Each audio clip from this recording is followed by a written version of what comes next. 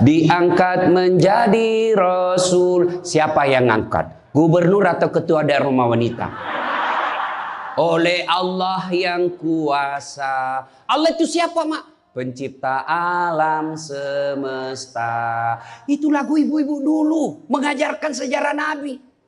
Sekarang apa lagu-lagunya ibu-ibu? Modern mereka, sarjana, istri pejabat, tapi tidak tahu sejarah Nabi. Apa lagunya ibu-ibu sekarang? Yuk, yuk ayo. Yuk ayo, yuk ayo. Apa itu ayo ayo? Ayo apa? Ayo apa? Putar ke kiri nona, putarlah ke kanan, beleng-beleng. Apa itu? Apa gunanya itu lagu-lagumu itu? Putar ke kiri, putar ke kanan. Apa? Katanya majelis taklim, tapi lagunya tidak mendidik. Sudah 3 tahun majelis taklim, seragamnya 4. Olahraga depannya lakinya orang. Dia di depan sebajunya sempit. Bapak-bapak di belakang, di depan ibu-ibu 1. Bapak-bapak di belakang 2. Ini kelakuan majelis taklim ini begini. Ketawa ibu-ibu karena ibu begitu toh. Kalau 17-an apa lagu-lagu seperti itu? Mesti dari kecil sejarah Nabi kita ceritakan. Itu dulu ibu saya kepada saya. Sekarang kepada anak saya bikinkan lagu supaya dia tahu anak Nabi. Anak saya namanya Cek, saya ajari. Cek, nah nyanyi nak.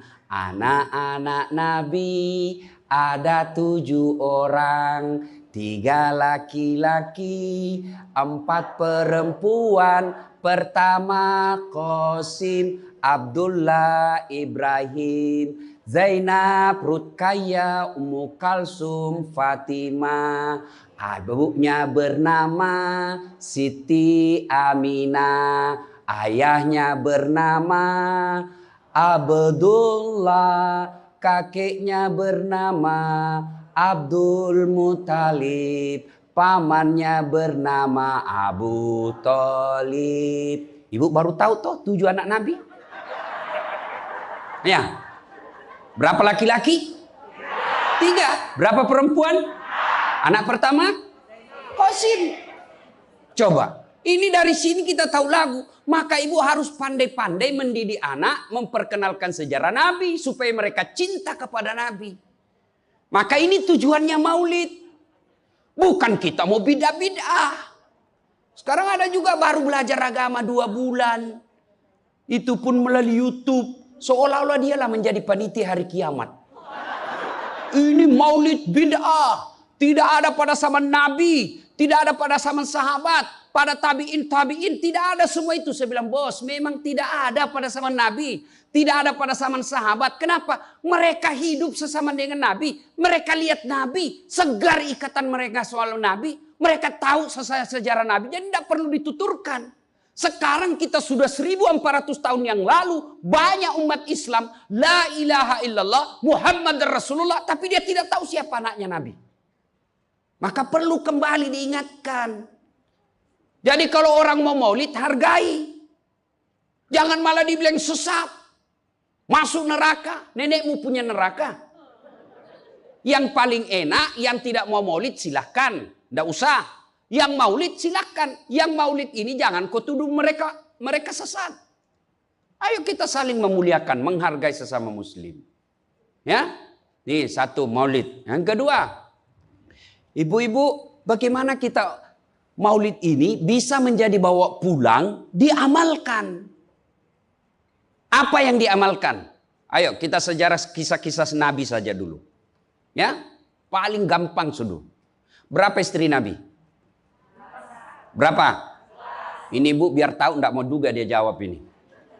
Berapa? 11. Coba lihat. Istri pertama namanya Khadijah. Tua berapa tahun? 15 tahun lebih senior dari Nabi. Sebelum menikah dengan Nabi, beliau paling kaya di Mekah. Paling kaya di Mekah. Menikah dengan siapa? Muhammad bin Abdullah. Pegawainya waktu itu, karyawannya. Lalu Khadijah selalu cerita-cerita kelebihan Muhammad kepada asistennya. Namanya Nafisah. asistennya. Dia selalu cerita, ini Muhammad baik, jujur, kinerjanya bagus, disiplin, sopan ngomong, nguntung juga baik. Nafisa paham. Oh, bunda ini senang sama Nabi Muhammad. Waktu itu belum jadi Nabi. Akhirnya apa? Nafisa jadi tim sukses. Tapi bukan tim sukses pilkada. Disuruh bikin baleho 10, cuma 5 dia bikin. Hilang 5. Ya kan?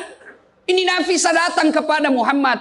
Muhammad, bagaimana kalau ada perempuan suka kamu? Alhamdulillah. Tapi ini perempuan lebih senior dari kamu. Tidak ada masalah. Lebih tua 15 tahun. Tidak ada masalah. Tapi dia sudah 2 kali janda. Tidak jadi masalah. Tapi dia bosmu, tidak jadi masalah. Yang jadi masalah, benar tidak dia senang sama saya? Kata Nafisa, tenang mas bro, saya punya urusan. Jangan lagi cari dah hadis mas bro, tidak ada. Lalu datanglah Nafisa kepada Khadijah. Bunda, bagaimana menurut bunda kalau ada laki-laki senang bunda? Alhamdulillah, terbuka jodoh. Tapi ini lebih muda dari bunda, tidak jadi masalah. Lebih muda 15 tahun, tidak jadi masalah. Tapi dia anak buahnya, tidak jadi masalah. Yang jadi masalah, benar tidak dia senang sama saya? Kata Nafisa, tenang bunda, saya punya urusan. Ini namanya tim sukses yang tidak mempermalukan kedua belah pihak. Coba kalau Nafisa mau memanfaatkan situasi. Maka dia datang kepada Muhammad. Muhammad, dia suka kok bos. Tenang aja, ambil semua hartanya. Dia terlalu senang sama kamu. Nafisa kan tidak. Berarti ibu-ibu jaga perasaan orang, jaga harga diri orang, jangan permalukan orang meskipun ibu tahu ada aib dalam dirinya. Ini penyakitnya ibu-ibu. Apa? Tukang gosip. Ini. Duduk-duduk begini damai tapi gersang. Oh coba lihat siapa duluan pulang dia jadi ibu cawan. Jadi gini Pak Gubernur itu dia duduk-duduk itu. Dia enggak cerita tapi apa? Dia mulutnya enggak ngomong tapi bibirnya dong. Memang fitrahnya. Apa begitu orang sini? Bukan cuma di sini. Orang Amerika juga tukang gosip perempuannya. Fitrahnya. Maka Nabi katakan kalau perempuan mau selamat, jaga mulutnya, aman dia masuk surga. Cuma kan gampang sekali kita gosip. Lewat teman kita. Apa? Enggak serasi kudungnya sama roknya. Dia bilang iya. Lipstiknya palsu. Kenapa kau tahu? Melengket di giginya. Semua mau diurus. Iya kan? Ini penyakit kita. Semua mau diurus. Ustadz aja dia gosip. Itu juga bajunya waktu di YouTube. Saya dengar tadi dilewat tadi saya dengar. Itu juga bajunya waktu di YouTube. Astagfirullah. Inilah penyakit ibu-ibu. Ibu. Mau gampang masuk surga? Ketika Nabi Isra Mi'raj kan dibawa jalan-jalan masuk surga. Subhanallah. Alhamdulillah. Banyak perempuan dalam surga. Begitu Nabi dibawa lihat neraka. Nauzubillah min zalik. Ya Allah ampuni hambamu. Ya Allah ampuni umatku. Ya Allah. Kenapa? Perempuan ternyata lebih banyak dalam neraka. Ditanya kenapa bisa begitu? Ada 2 kelemahan perempuan. 1, tidak mampu menjaga suaminya. Tidak mampu mengurus suaminya. Dan yang kedua tidak mampu menjaga lisannya. Jadi kalau ibu mampu menjaga lisan, aman. Itulah gunanya masker. Supaya ibu semua mau diurusin. Iya kan penyakit kita. Ya, Bu. Maka bertanyalah ibu-ibu di Makassar. Ustadz yang saya cerita ini kan benar. Memang begitu sifatnya Ustadz. Itulah benarnya namanya ghibah. Tidak boleh kita cerita kejelekan orang. Kalau dia salah yang ibu cerita namanya fitnah. Tidak ada jalan. Ayuhibbu ahadukum kata Allah. Sukakah kamu memakan bangkai sesamamu manusia? Maka berhenti cerita kejelekan orang. Jadi gimana solusinya Ustaz? Ketika datang orang cerita. Bu katanya Nauzubillah min zalik. Kita berlindung kepada Allah dari keburukan itu, Bu. Belum tentu suami kita lebih baik dari dia. Berhenti itu. Cuma kan enggak kita. Yang memang enggak tahu persoalan. Biar enggak tahu persoalan. Ikut campur. Ibu kalau suka ikut campur bikin urusannya ibu, nanti takdirnya seperti tauge. Tahu tauge? Tahu tauge? Coba lihat tauge, Bu. Kita bikin soto Banjar, ada. Pecel, sayur, lemper, ada. Ada tuh kalau di Makassar ada lemper.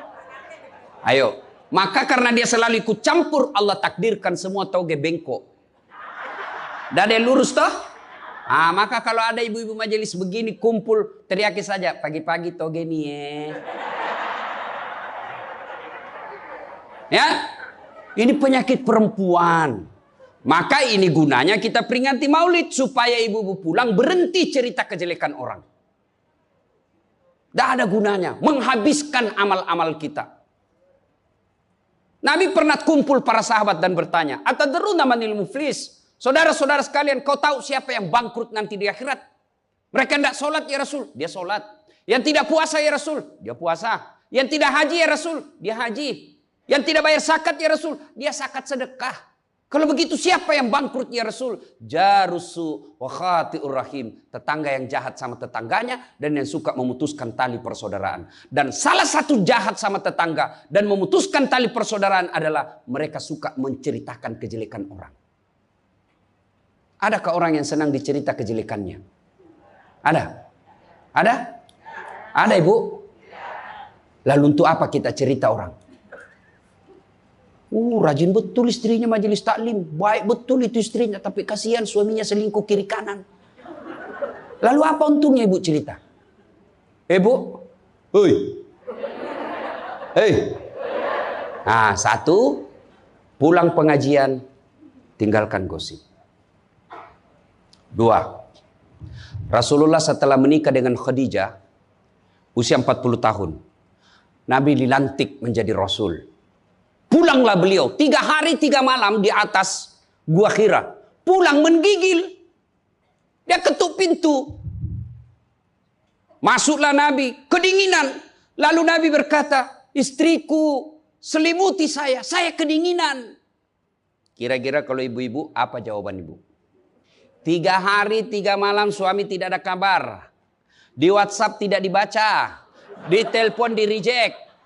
Tiba-tiba datang kedinginan, Bu. Selimuti saya, Bu. Apa jawaban ibu? Apa ibu selimuti? Enggak, diinterogasinya suaminya. Mana HP-mu? Dari mana kau ini kedinginan? Iya toh? Tapi Khadijah tidak. Khadijah tidak pernah sangka buruk kepada suaminya. Apa kata Khadijah? Sami'na wa ata'na. Hikmah yang kedua buat ibu-ibu, sangka baiklah kepada suami. Demi Allah, tidak ada kebahagiaan rumah tangga yang dipenuhi dengan sangka buruk. Ibu mau bahagia dengan suami? Mau? Hilangkan sakwa sangka, hilangkan sangka buruk. Telepon suami tidak dijawab pagi-pagi, sangka baik. Oh, berarti suami saya lagi sholat duha. 1 jam kemudian ditelepon, belum dijawab juga. Oh, berarti suamiku lagi meeting dengan gubernur. Telepon lagi siang-siang tidak jawab. Oh, berarti suamiku lagi sholat berjamaah di masjid. Sore ditelepon tidak dijawab-jawab. Oh, berarti suamiku dia lupa handphonenya. Tiba-tiba sore masuk WhatsApp teman kita. Saya lihat suamimu bonceng cewek, cantik betul. Oh, berarti suami saya lagi nge-grab. Tenang perasaan. Ibu-ibu, demi Allah, tidak ada kebahagiaan orang yang selalu sangka buruk. Suami enak-enak kerja, hanya tidak dijawab telepon, ibu tidak bisa tenang di rumah. Sangka baik. Orang yang sangka baik, rumah tangganya pasti tidak bisa bahagia. Saya kasih contoh. Kasih contoh ibu. Suami istri 7 tahun tidak punya anak. Di tahun ke-8 dia pergi ke ahli kandungan, periksa istrinya. Wih, alhamdulillah, kata dokter, ibu sudah terlambat 2 bulan. Senang betul. Dia teleponlah suaminya, Pak, alhamdulillah hasil pemeriksaan saya sudah terlambat 2 bulan. Tapi Pak, jangan cerita-cerita dulu ya, malu kita nanti kalau tidak jadi lagi. Oke Bu, ini rahasia berdua, jangan cerita ke siapa-siapa. Setuju Bu ya? Setuju Pak. Oke. Beberapa hari kemudian datang petugas PLN. Assalamualaikum. Kata ibunya, waalaikumsalam. Siapa ya? Saya Bu. Saya siapa? Petugas PLN. Oh kenapa Pak? Ibu terlambat 2 bulan. Hui. Kenapa dia bisa tahu saya terlambat 2 bulan? Wah, dia mulai curiga sama suaminya. Pasti kelakuannya lagi nih si gendut ini. Kan suaminya gendut. Pasti kelakuannya ini si gendut ini. Pulang suaminya capek, di jalan macet, kehujanan, baru buka pintu. Memang kau pembohong gendut. Apalagi ini pembohong. Orang capek, pembohong gendut. Apa? Kenapa itu PLN tahu saya terlambat 2 bulan? Pasti kau yang cerita. Bukan saya. Kenapa? Wah, suaminya juga marah digendut-gendutin. Dia datang ke PLN. Ada apa kau tahu istriku terlambat 2 bulan? Dia bilang ini ada catatannya Pak. Kau hapus ini. Ya boleh Pak, tapi Bapak bayar dulu. Kalau saya tidak mau bayar, ya terpaksa punyanya Bapak diputus.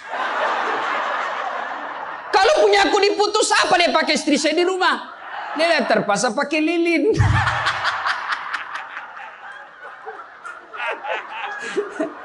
Inilah bahayanya sangka buruk. Bu. Halo Ibu. Bu. Salatullah salamullah ala toha rasulillah. Salatullah salamullah ala yasin habibillah. Oleh-oleh kedua pulang maulid, hilangkan sangka buruk. Tidak ada kebahagiaan orang sangka buruk. Begitu juga kepada pimpinan kita. Kok saya dimutasi? Sangka baik. Saya tadinya kok kepala dinas menjadi staf ahli. Berarti Bapak dianggap ahli. Ini staf ahli kan enak. Ahli yang tidak ada stafnya. Sangka baik. Oh berarti Pak Gubernur merasa saya perlu istirahat, banyak berpikir. Sangka baik. Jangan pernah sangka buruk. Tidak ada kebahagiaan orang yang sangka buruk. Sangka baik. Saya dalam hidup saya, betapa banyak Allah kasih pelajaran. Saya baru tahu maksud Allah yang baik setelah beberapa saat berlalu. Begitu ada kejadian sangka baik saja. Tunggu akan muncul. Oh ini maknanya ini. Tamat SMA kan saya daftar polisi Bu. Tentara. Akabri. Begitu tes fisik. Tidak lulus. Kenapa? Ceper. Tidak cukup tinggiku Bu. Saya protes kepada Allah. Ya Allah kenapa kau lahirkan saya dalam keadaan pendek. Kau tidak jadi rugi jadi Tuhan kalau saya jadi tentara. Teman saya lulus waktu itu Bu. Dia sekarang polisi 2 bunga. Reserse. Baret merah. Saya lulus pakai baret putih. Alhamdulillah jadi ustadz. Alhamdulillah karena baret putih saya pakai. Mulai baret hiram sampai baret merah. Saya ceramai semua. Yang terbaik. Gubernur sebelumnya kepala dinas. Tiba-tiba kita tidak ada jabatan. Sangka baik. Itulah hidup. Jangan pernah sangka buruk. Begitu juga kepada suami. Sangka baik. Tidak ada ketentraman bagi rumah tangga yang selalu disertai sangka buruk. Dan ibu enaknya jadi istri. Karena ibu tidak tanggung dosanya suami. Saya bilang sama istri saya, Mama nyecek. Kan ibu-ibu sekarang suka sekali periksa handphone. Untuk apa periksa handphonenya suami Bu? Coba jelaskan saya, untuk apa? Ayo yang suka periksa handphonenya suami ini. Untuk apa Ibu? Setelah tahu ibu mau apa? Ternyata besok-besok ada masalah yang tidak menyenangkan hatimu. Apa yang kamu lakukan? Mau diceraikan, saya ceraikan kamu. Daripada kau menderita mendampingi saya, sudah kita selesaikan baik-baik. Dan kau tidak mungkin Kuceraikan kau pagi, sore saya sudah dapat. Nah sekarang apa maumu? Sakit hati aja. Ayah. Dan hebatnya perempuan Islam, kalian tidak menanggung dosanya suami. Kalian tidak akan menanggung dosa suami. Ya, beda kalau laki-laki. Kalau laki-laki, dosa istri kita tanggung. Kalau suami menanggung dosa istri. Istri tidak pakai jilbab, istri tidak sholat, istri tidak puasa, istri tukang gosip, istri suka keluyuran. Suaminya ditanggung dosanya nanti. Ku ampusakum wa ahlikum nara. Beda istri. Suami pezina, suami koruptor, suami narkoba, suami penjudi, suami tukang tipu. Ibu tidak tanggung dosanya suami. Itulah enaknya jadi perempuan Islam. Bahkan kalau dia sholat, dia puasa Ramadan, dia jaga harga dirinya, dia patuhi suaminya. Kata Nabi, tadahulul jannati bisalam. Silahkan ibu mau masuk pintu surga mana saja. Makanya sangka baik saja, tidak usah sangka buruk. Ada ibu-ibu curhat sama saya tengah malam, Ustaz. Mohon solusinya Ustaz. Saya sudah tidak tahan. Kenapa ibu? Dia bilang saya sudah tidak tahan. Saya minta solusinya Ustaz. Saya sudah tidak tahan. Memang kenapa? Saya ini sudah 21 tahun menikah Ustaz. Tidak tahan. Saya bilang dalam hati. 21 tahun tidak tahan. Inilah kadang-kala ibu-ibu kalau ngomong tidak masuk di akal. Ya memang Allah fitrahkan itu manusia, laki-laki itu lebih banyak akalnya, perempuan lebih banyak perasaannya. Maka kalau perempuan ngomel, dengar saja Pak, tidak usah dijelaskan apa dia mau. Dengar aja, karena memang dia cuma mau didengar. Dengar aja, oh, ya, dengar aja, dengar. Tapi tidak tahan saya Ustadz, ya tidur. Rumus menghadapi perempuan itu, ilmu paling efektif, sabar.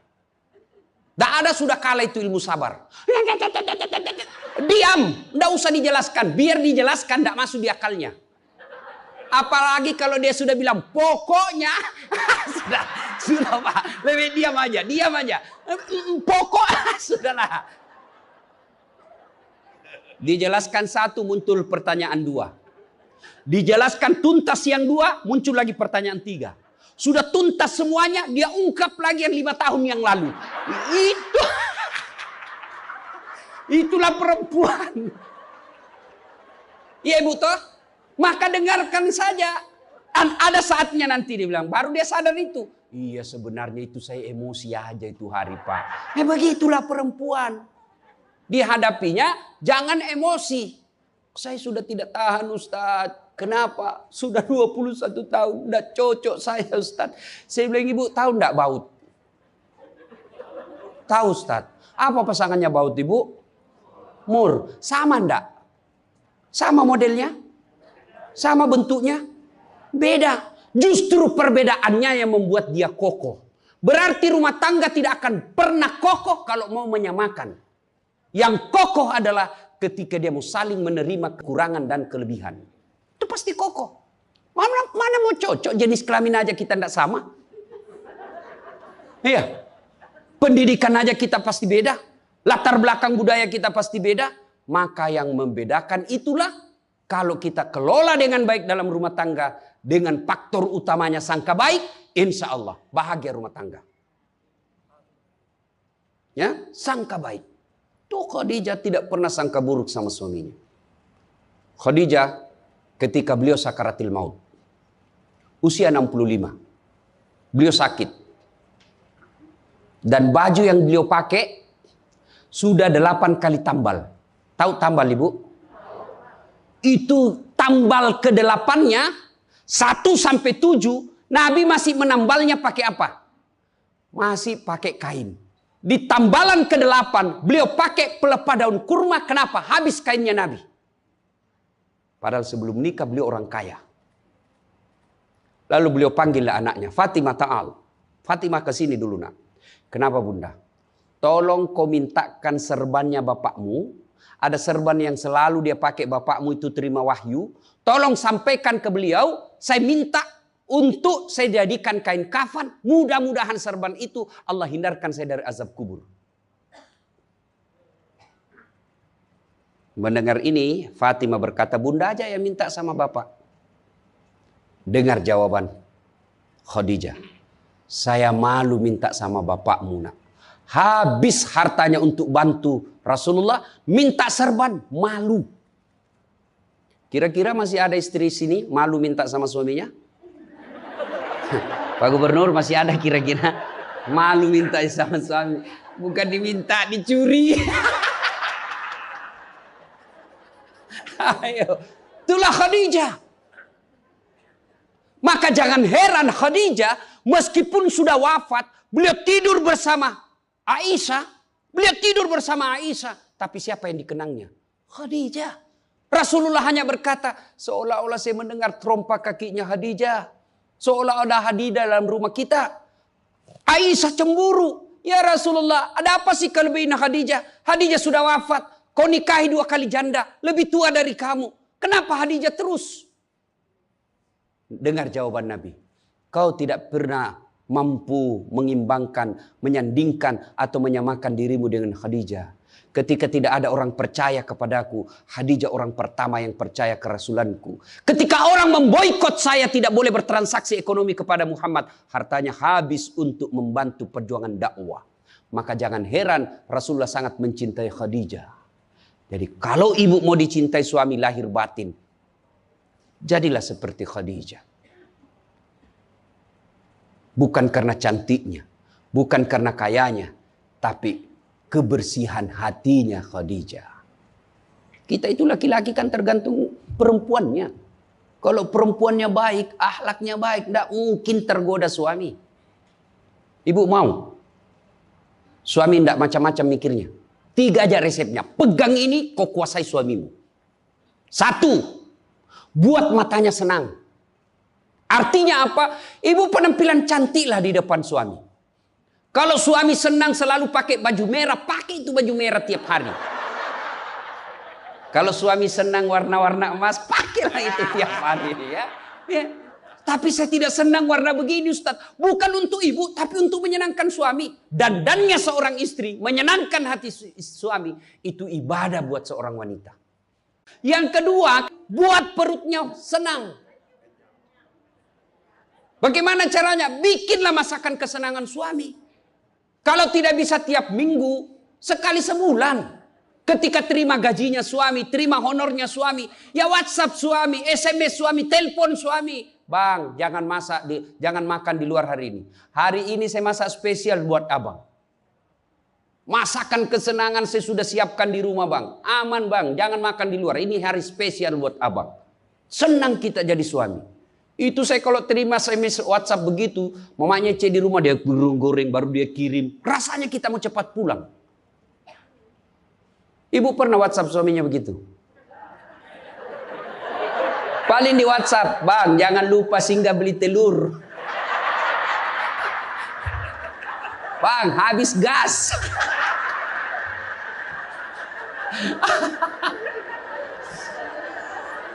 Kok tahu Ustaz? Ya saya rasakan juga. Pernah suatu kali Pak Gubernur pulang, saya ceramah takziah malam-malam di Makassar. Tiba-tiba masuklah WhatsApp-nya mamanya Cek. Ustaz, habis pembalut. Aduh. Tidak mungkinlah sopir saya suruh ini istri saya. Sudahlah, saya singgah, saya berdoa. Mudah-mudahan tidak ada yang kenal saya. Begitu saya bayar, ada ibu-ibu datang. Ustaz, beli pembalut. Saya jengkel, langsung saya balik. Biar daripada saya melahirkan. Tenang perasaan. Mungkin ego kita ini buat kita juga laki-laki. Ya, kadangkala ego naik. Masa saya eselon? Masa saya kepala dinas? Masa singgah beli pembalut? Jangan lihat eselonnya. Pakai ilmunya Umar bin Khattab. Umar bin Khattab ada sahabat yang selalu mau datang, mau laporkan istrinya. Kenapa istrinya suka ngomel? Maka dia berharap Umar panggil istrinya supaya dinasehatin. Begitu dekat dengan Umar bin Khattab, dekat dari rumahnya Umar, dilihatnya Umar juga dimarahi sama istrinya. Balik dia bilang, Pak Umar aja dimarahin. Balik besok ketemu, ya Amirul Mukminin, presiden lah waktu itu. Saya lihat kemarin Anda istri ngomel-ngomel, Anda senyum saja. Dengar ini jawaban bapak-bapak ini, para pejabat nih yang hadir. Dengar apa jawaban Umar. Begitulah cara saya berterima kasih kepada istriku yang telah hamil, melahirkan, dan menyusui anak saya. Coba, hilang itu emosi Pak. Hilang itu harga diri. Kalau kita sudah ingat bagaimana susahnya itu ibu melahirkan, hamil. Masih ingat ibu-ibu waktu hamil? Masih? Ada ndak enaknya itu orang hamil? Untung saya tidak pernah hamil. Oh, coba ibu-ibu kalau hamil, jalan aja setengah mati. Aduh, sudah mau mau duduk aja, mana ada ibu hamil langsung duduk aja. Udah standar samping dulu itu kasihan. Iya ibu, ya benar. Kalau kita laki-laki paling ngidam. Ustaz, apa doanya berhenti ngidam istri? Ngidam apa istrimu? Nanti dia bisa tidur kalau dilihat saya di atas lemari Pak Ustaz. Jadi kalau istrinya mau tidur jam 10, setengah 10 sudah di atas lemari. Saya berhenti kau dongo-dongo itu dikasih kerja di konsum. Yang kedua kata Umar, begitulah cara saya berterima kasih kepada istriku yang telah melahirkan anak saya. Masih ingat waktu melahirkan? Masih? Ada ndak ibu-ibu melahirkan senyum? Ada? Mentang-mentang istri gubernur keluar sayang. Setengah mati juga biar istri gubernur. Nggak ada. Itulah susahnya jadi perempuan. Maka ketika suami disuruh sama istri, bayangkan sulitnya melahirkan. Yang ketiga kata Umar, begitu cara saya berterima kasih yang telah menyusui anak saya. Masih ingat waktu menyusui? Masih? Terutama waktu tumbuh giginya.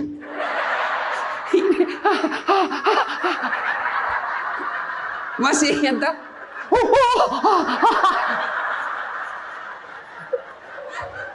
Untuk saya tidak pernah rasakan.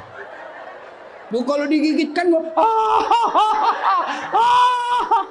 mana dia ditinjau nanya, kok gigit saya? Tidak, dia usap, lepas nak. Iya ibu, iya. Siang anaknya, malam.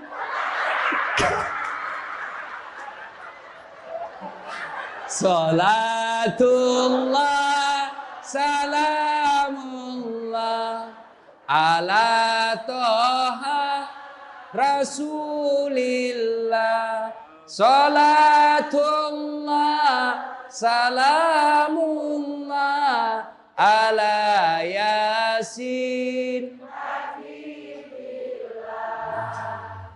Berikutnya, kalau kita cinta kepada Rasul, jadilah istri seperti istri Rasulullah. Nah, tentu bertanya kita, itu bapak-bapak mau punya istri seperti istri Rasul? Pak Gubernur pasti mau. Kita punya mau istri seperti Khadijah. Tapi pertanyaannya, sudahkah kita seperti Rasulullah? Tenang ibu-ibu, saya bela ibu-ibu hari ini. Tenang.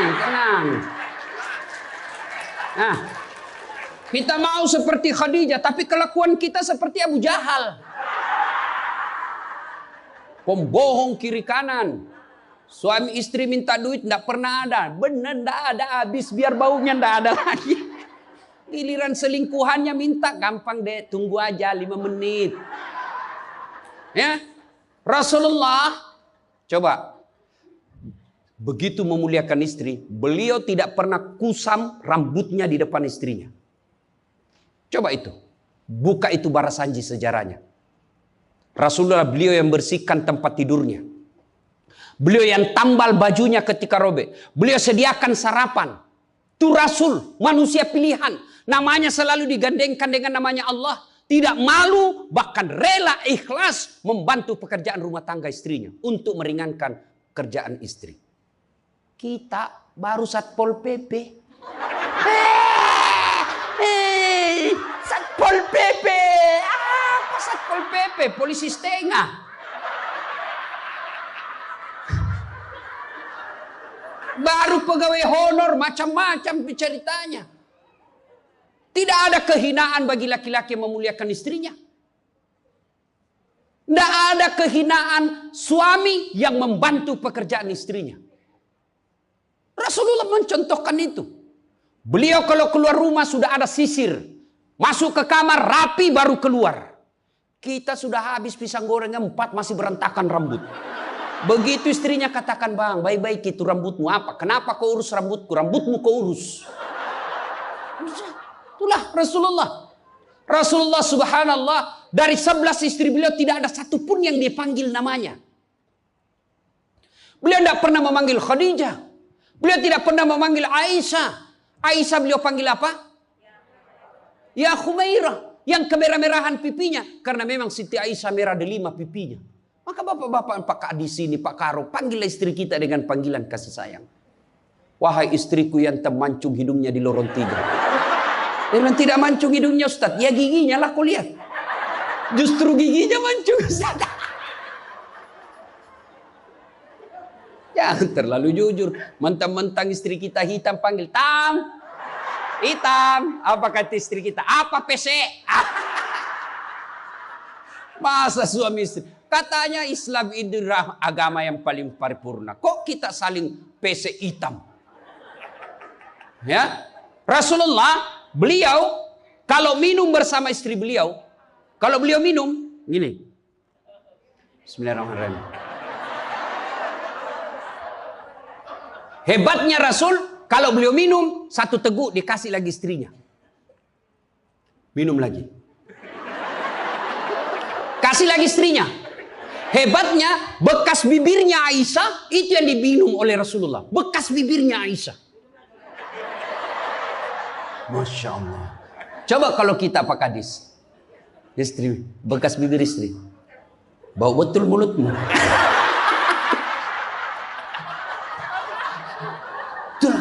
Maka kalau ibu bapak mencontoh Rasulullah, maka rumah tangga pasti bahagia. Dia bukan cuma surga akhirat menunggunya. Di dunia dia sudah dapatkan surga. Nggak usah ikut parenting. Quality time. Apa itu? Belajar saja sama diri Rasulullah. Kita ini sudah miskin di dunia. Rumah tangga kita kadang-kala ngontrak-ngontrak. Tidak tahu lagi kewajiban istri kepada suami. Suami tidak tahu kewajiban kepada istri. Maka di dunia dia susah sanggara. Di akhirat apalagi nanti. Maka kalau kita tidak bisa dapatkan kekayaan sorga di dunia. Dengan harta. Maka dapatkan kebahagiaan itu dengan memperbaiki hati dalam rumah tangga. Suami tahu kewajiban kepada istri. Istri pun melaksanakan tugasnya kepada suaminya. Itu Rasulullah. Rasulullah subhanallah. Manusia mulia tidak pernah menghina istrinya. Maka jadilah suami seperti Rasulullah Muhammad SAW. Ibu bapak saudara-saudara sekalian. Suatu kali Umar bin Khattab menangis. Tiba-tiba ketawa lagi. Menangis lagi. Datanglah sahabat bertanya. Wahai Umar, kok sudah gila apa? Umar waktu itu sudah jadi presiden. Beliau katakan, bagaimana saya tidak ketawa? Saya mengingat waktu sebelum datang Muhammad SAW, saya pernah memakan Tuhanku.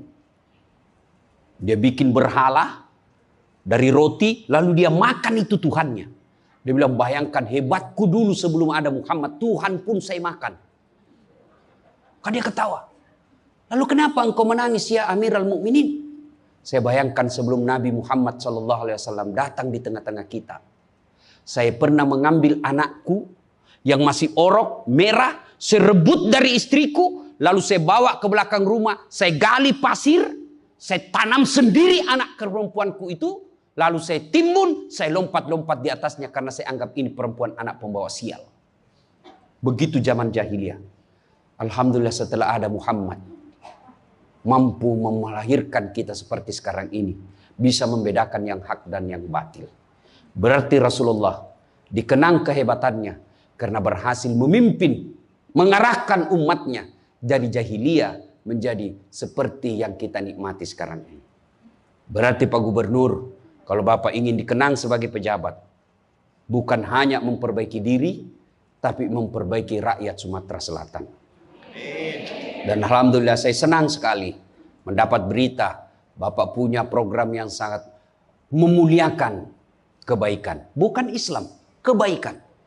1 desa, 1 lurah, 1 rumah tahfiz. Meskipun Bapak sudah tidak menjabat sebagai gubernur, Selama rumah tahfiz itu dimanfaatkan, maka itu akan menjadi amal kebaikan dunia sampai di akhirat. Tapi percayalah, tidak mungkin Pak Gubernur hebat tanpa didukung sama istri. Tidak mungkin. Ini istri tidak kelihatan perannya, tapi menentukan SK. Benar. Biar Pak Gubernur senang sama Bapak, kalau istri Pak Gubernur tidak senang, berpengaruh itu tanda tangan. Iya, memang sudah itu begitu yang namanya kehidupan manusia. Saya juga tidak bisa hebat ceramah begini kalau istri saya tidak mendukung. Saya mau bikin naskah, digangguinya saya. Bikin sama bapakmu, cepat kau ambil itu. Nangis anak, mana bisa kita bikin naskah? Begitu kita mau ceramah, dia curi kita punya naskah. Apa? Mana bisa? Allah Subhanahu wa Ta'ala berfirman, mana sudah ini? Mana naskah kita? Maka yang terpenting kembali dalam maulid kali ini, mari jadikan rumah tangga kita sebagai pintu sorga, meraih sorga yang sebenarnya. Jangan berpikir di dunia tidak ada sorga. Kita kan selalu berdoa, fid dunya hasanah, wa fil akhirati hasanah.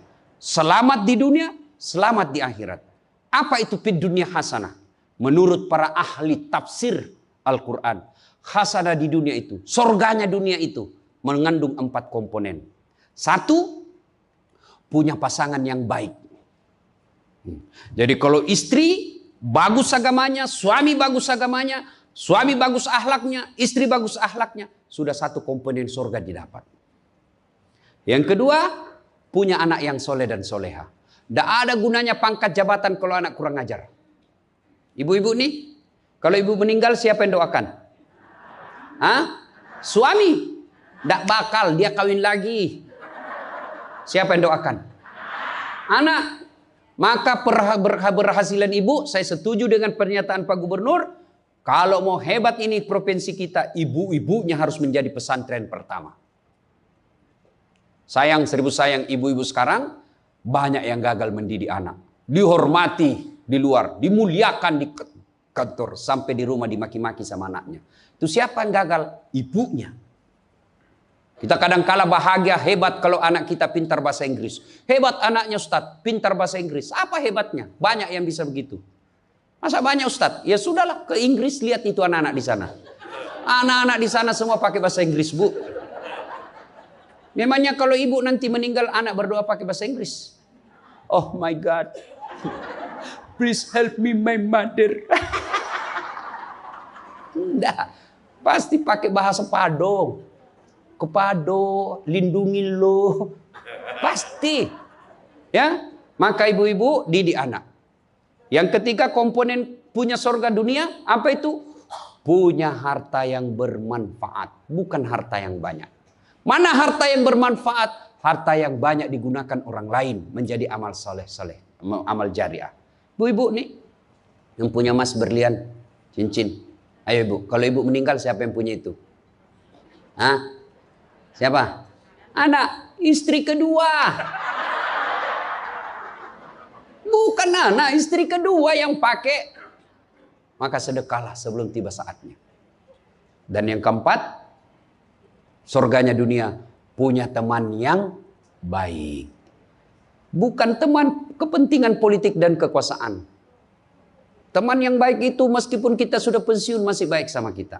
Meskipun kita sudah miskin masih baik sama kita. Itulah teman yang baik. Dan nerakanya dunia ketika kita punya jabatan. Banyak teman kita. Pas kita hilang jabatan semua menjauh dari kita. Itu nerakanya dunia. Nah ibu bapak saudara-saudara sekalian. Mari mewujudkan ini melalui maulid. Maulid ini tidak ada guna kalau kita pulang tidak diamalkan. Minimal amalkan dengan menjadi suami yang baik. Dan istri yang baik. Terakhir. Kalau kita mencintai Rasulullah, maka kita ikuti sunnah-sunnahnya. Apa sunnah? Yang gampang-gampang, tidak usah berat-berat. Mulai hari ini, oleh-oleh khusus ibu, kapan dan dimanapun selalu ada wudhu. Coba ibu amalkan. Bapak-bapak pegawai, bapak mau pergi kerja, wudhu dulu. Mau pergi jemput anak, wudhu dulu. Mau pergi pengantin, wudhu dulu. Mau pergi kemana saja, ikuti Pak Gubernur yang katanya tidak ada liburnya. Ya. Sudah ikuti dengan ada wudhu. Orang yang selalu ada wudhunya, innallaha yuhibbut tawwabina wa yuhibbul Mutatakhirin, dicintai oleh Allah Subhanahu wa taala. Ibu bapak saudara-saudara sekalian, banyak yang ingin kita sampaikan tapi waktu jualah yang membatasi kita. Insya Allah lain waktu dan kesempatan kita akan lanjutkan.